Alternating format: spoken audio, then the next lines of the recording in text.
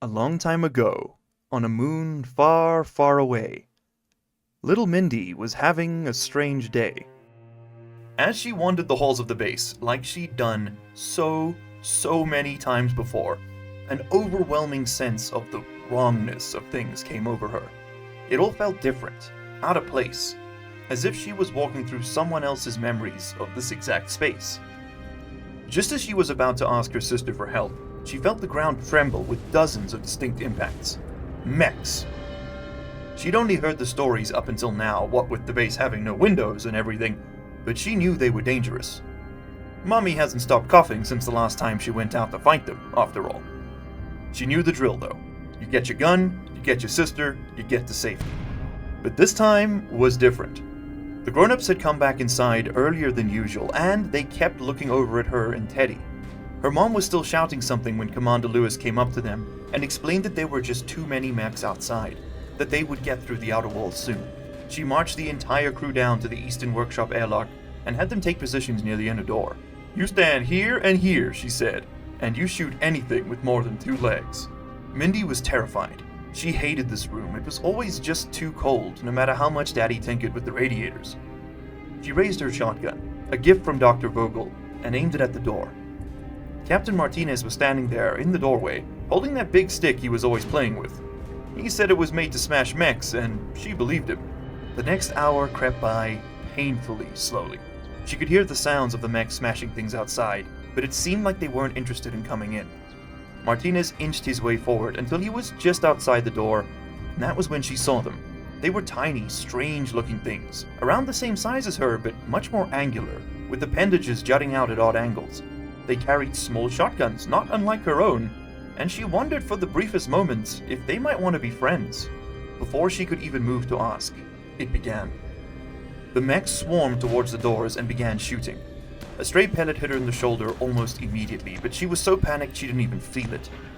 She sent round after round flying down the corridor, making sure not to hit her friend.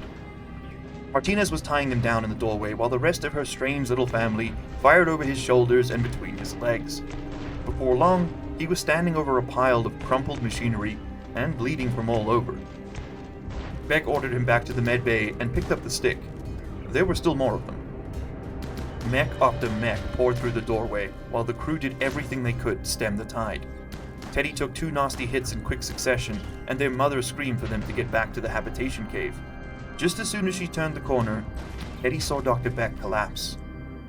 The mechs poured in over his body and sent all of the grown-ups fleeing towards cover. Her and Teddy stayed close to them, not daring to look back. Daddy went down next. The 2 men who had brought her into this world, gone. All she wanted to do was scream, but her voice seemed to have left with them. The remaining crew crowded outside the workshop's inner airlock and prepared to face the rest of the monsters. There were still at least a dozen of them, far, far too many to fight. Then, they were through the doors. Her mom went down almost immediately, and Dr. Vogel leapt forward to drag her to safety, only to fall next himself. Before Mindy could even react, a slug whipped past her ear and smashed through Commander Lewis's helmet. Martinez was halfway through the door before the next shot tore through his suit, and he collapsed on top of her mom. Her mother was gone. Her friend was gone. Their leader was gone. The man who'd built towering, ageless monuments in exchange for the medicine that had saved her young life was gone. In that instant, Mindy was alone. She felt everything around her fading away, growing even grayer than usual. The mechs were still shooting at her, and she was returning the favor, but somehow it all felt muted. The sounds of gunfire and the screams of her family and her friends seemed to be coming from somewhere else, sometime else. She closed her eyes, just as she felt another shell make contact with her chest. Everything slipped from gray to black. However, Mindy's story is far from over. Pinned in the comments and linked in the description, you'll find the full story of the Luna 3 colony. Join Mindy and her strange little family on their epic adventure today.